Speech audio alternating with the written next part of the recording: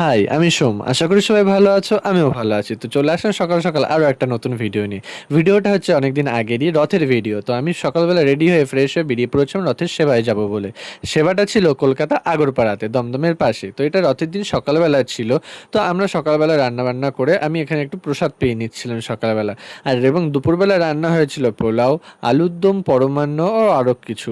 তো এটা দুপুরের জন্য ছিল, রাতের জন্য আমি আর একজন প্রভু মিলে রান্না করেছিলাম। এখানে রেডি হয়ে নিয়েছিলাম আমি রথে যাব বলে।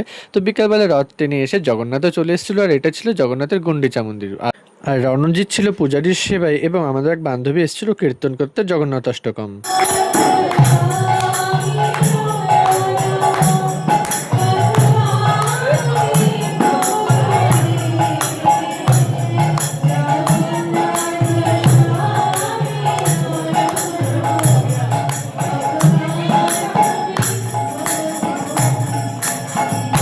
ও হচ্ছে আমাদের বান্ধবী অচিস্মিতা। ও খুব সুন্দর একজন কীর্তনিয়া, এবং ও পড়াশোনাও করছে গান নিয়ে কলকাতাতে থেকে। খুব সুন্দর একজন পছন্দের মানুষ। আর জগন্নাথের এই দর্শনগুলো করতে করতে কি জানি দেখতে দেখতে 9টা দিন কিভাবে কেটে গেল। তার মধ্যে পরপর সব কয়টা দিনই আমরা এরকম সকালে রেডি সেডি হয়ে অনেক প্রসাদের রান্না করছিলাম ভক্তদের জন্য। অনেক ধরনেরই আইটেম রান্না হয়েছে প্রত্যেক দিনই।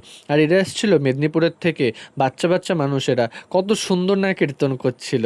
আর কত সুন্দর কীর্তনের মাধুর্যের মাধ্যমে জগন্নাথকে দেখতেও কত সুন্দর লাগছিল। কি জানি কখন না কখন টাইমগুলো কেটে যাচ্ছিল, আর এক একটা দিন যাচ্ছে আর মনটাও খুব খারাপ লাগছে। তার মধ্যে সম্পূর্ণ রান্না কমপ্লিট করে আমরাও এক ফাঁকে প্রসাদ পেয়ে নিয়েছিলাম। আদিত্য ছিল সম্পূর্ণ রান্নাতে। তোমরা চাইলে ওর সাথে যোগাযোগ করতে পারো, আমি ছিলাম ওর সাথে হেল্পিং হ্যান্ড হিসাবে। তার মধ্যে প্রসাদ পেয়ে আমি গেছিলাম একটু সন্ধ্যাবেলা কীর্তন করার জন্য।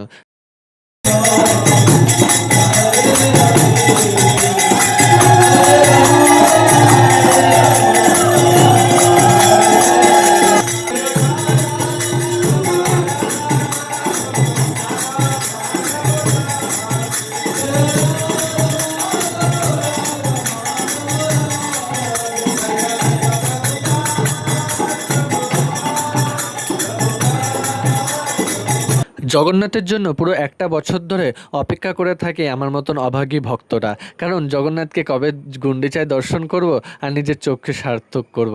কারণ জগন্নাথ তো আসে এক বছর বাদই। তার মধ্যে এটা ছিল হেরা পঞ্চমীর দিন দুপুরবেলার ভোগ। 56 আইটেম নামই হয়েছিল, কিন্তু এখানে হয়েছিল প্রায় 100-এরও বেশি আইটেম। তারপর এখানে আমরা ছিলাম 5-6টা আইটেম রান্না করেছিলাম, বাকিটা এখানকার মাতাজিরাই করেছিল। আর জগন্নাথের দর্শন অপূর্ব সুন্দর ছিল। এখানে বেনারসির সাথে ফুলের সিঙ্গার অপূর্ব সুন্দর মাধুর্যময় লাগছিল। আর সন্ধ্যাবেলা হয়েছিল জগন্নাথের পাণ্ডার সাথে লক্ষ্মী দেবীর পাণ্ডার দ্বন্দ্ব, আর এখানে ছিল লক্ষ্মী দেবীর একটা নাটক।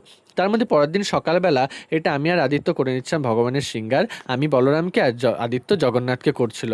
আর এখানকার ভক্তরা সবাই মিলে একটা যজ্ঞর আয়োজন করেছিল। এটা ছিল লাস্টের দিন।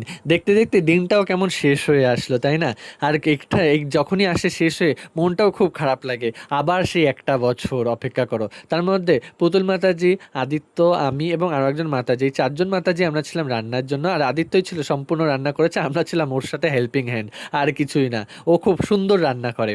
তার মধ্যে এটা হচ্ছে উল্টো রথের দিন, জগন্নাথ, বলরাম এবং সুভদ্রা মহারানীকে রথের সময় নিয়ে যাওয়ার জন্য আমি আর আদিত্য জগন্নাথকে নিয়ে বেরিয়ে পড়েছিলাম। আর এর মধ্যে প্রভু এখানে পৃষ্ঠ প্রদীপ দিয়ে আরতি করছে। আমি মাতাজি যে খুব সুন্দর অপূর্বময় ভাব দিয়ে তার প্রকাশ করছিল, আর আমি ছিলাম রথের উপরে বলরামের পাশে। আর এখানে দেখছো কত ভক্তের সমাগম, অপূর্ব সুন্দর লাগছিল।